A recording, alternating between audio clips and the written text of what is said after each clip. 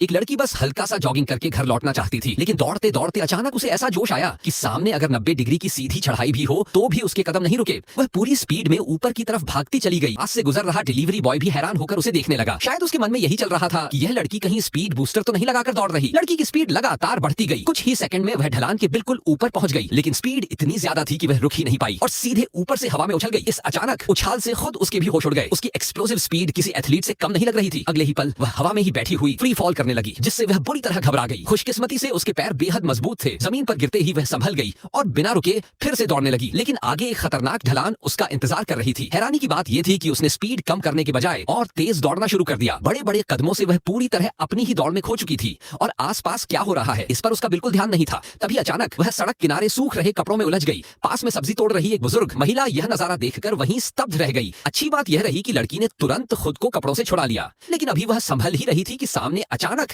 एक बड़ा ट्रक आ गया। टक्कर होने ही वाली थी। उसने बचने की कोशिश की, लेकिन स्पीड इतनी ज्यादा थी कि वह सीधे ट्रक से टकरा गई।